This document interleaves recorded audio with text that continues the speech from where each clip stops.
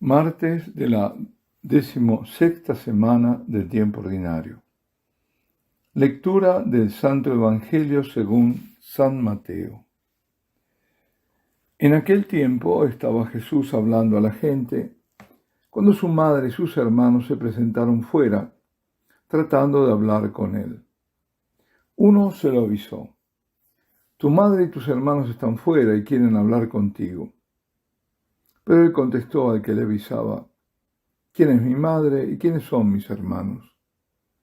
Y extendiendo su mano hacia sus discípulos, dijo: «Estos son mi madre y mis hermanos.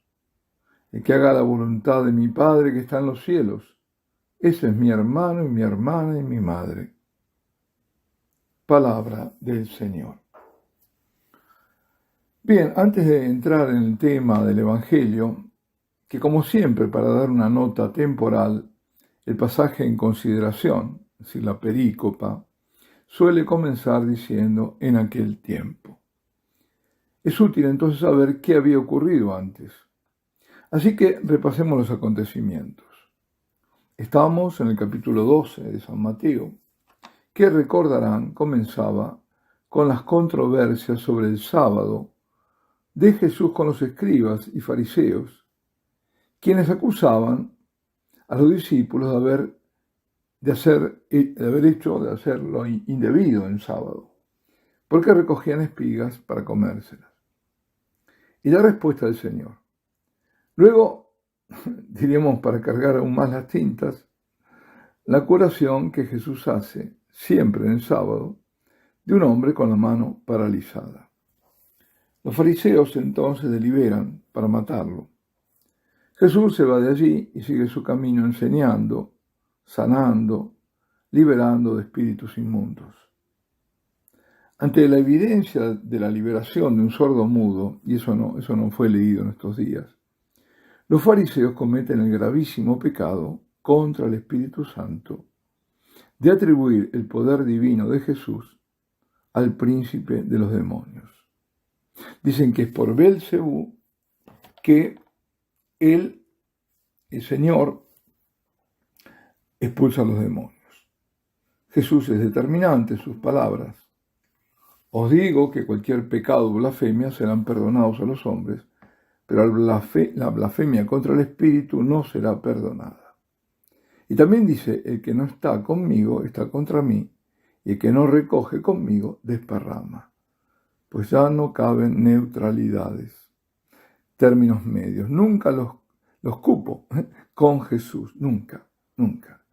O se está con él o no se está con él. Jesús descubre las intenciones homicidas de sus enemigos, y él, que es manso y humilde de corazón, no tiene problema en llamarlos raza de víboras. Raza de víboras porque sus enemigos de ayer y de hoy son los enemigos del hombre, que inoculan el veneno del engaño, de la impostura, del miedo, y paralizan a las personas para sus fines homicidas, que si no llevan a la muerte física, aunque también, sí siempre a la muerte del alma. Nadie puede detener la obra que ha venido a hacer Jesús. Por eso no admite ser obstaculizado. Es la voluntad del Padre la que debe llevar a término. Y él, que hasta entonces había permanecido oculto, sabe que ha llegado el momento de salir al descubierto, aun cuando mande a aquellos que ha beneficiado con la curación o la liberación de no ir dándolo a conocer. Se trata del llamado secreto mesiánico. El no divulgar lo que ha hecho es para evitar que lo tomen como un rey, concebido según los criterios puramente humanos que todos tenían del Mesías. Porque Jesús debía concluir su misión no sobre un trono de oro y con la pompa y gloria de los hombres, sino despojado de todo, humillado, alzado en el tronco de la cruz y coronado de espinas. Siguiendo con este capítulo 12, recordarán que ayer fariseos y escribas le pedían una señal al Señor.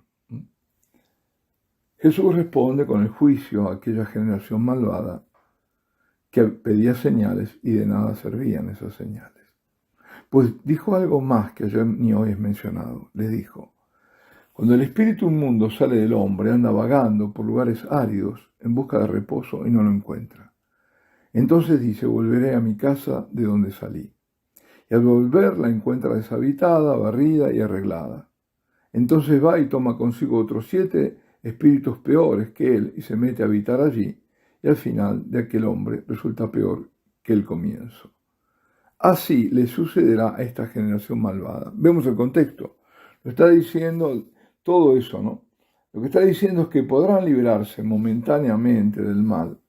¿Podrá la humanidad pecadora alcanzar logros que sean mejoras en varios aspectos, incluso aparentemente morales? Pero si Cristo no está presente, irán de mal en peor. Hoy la situación de la humanidad es pésima. Y ahora en este evangelio aparecen en esa escena, aunque no totalmente porque estaban fuera, la madre y los hermanos del Señor. Lo primero que se debe aclarar es que estos hermanos no eran hermanos carnales, es decir, de una misma madre, ni obviamente ni de un mismo padre, sino parientes cercanos, primos. En las lenguas de Oriente, cercano y medio, aramea, hebrea, árabe, se los designan como hermanos, a quienes, como en este caso, no lo son estrictamente para nosotros, y esto debido a las mismas culturas donde los lazos familiares son muy fuertes. La virginidad perpetua de María es dogma en la Iglesia. Nunca fue discutida ni por la Iglesia de Oriente, que en los iconos la representan con una estrella en cada hombro y una en la frente, para indicar que María es virgen antes del parto, durante el parto y después del parto, es decir, siempre virgen. Digo que es dogma tanto para las iglesias ortodoxas como, por supuesto, para nuestra iglesia. Esto que nadie ha discutido, pues ahora, no hace mucho, una blasfema religiosa lo negó. Una monja, para llamarlo de un modo, muy mediática ella. Y no supe que fuera disciplinado. A ellos no. Perdón, sigo. Hermanos son llamados los primos del Señor. Santiago el Menor, que es el autor de la carta apostólica y el primer obispo de Jerusalén. Simón, Judas Tadeo y José el Justo, hijos de Cleofás, también llamado Cleofás Alfeo. Estaba Jesús hablando a la gente cuando su madre y sus hermanos se presentaron fuera, tratando de hablar con él. ¿Por qué habían venido? ¿Por qué querrían hablar con Jesús? Porque temían por él, porque sabían de las intenciones asesinas de aquellos que se habían convertido en sus enemigos. Pero Jesús no podía detenerse. Y es por eso que habla de la voluntad del Padre Celestial, que es quien tiene la absoluta primacía para reclamar algo de él. En este contexto, entonces, es muy importante notar que su madre, la Santísima Virgen, no es ella quien reclama algún derecho, porque se queda fuera de pie, mientras muy bien podría haber entrado, que derecho para ello no le faltaba. Luego, lo más importante, si en aquel momento fue con los demás parientes a ir la llevó su instinto maternal de protección a su hijo. Pero en ningún momento la Virgen desafió la voluntad del Padre. Quizás en ese momento no lo haya entendido, pero con las palabras de Jesús la entendió muy bien. Por lo contrario, porque ella guardaba todo en su corazón. Por lo contrario, ella, que se había hecho esclava del Padre, cumplirá siempre su voluntad y acompañará al Hijo en Calvario. María es madre. María es madre porque de ella nació Jesús. Y madre porque lo cuidó y contribuyó a su formación humana y lo preparó a la misión salvadora.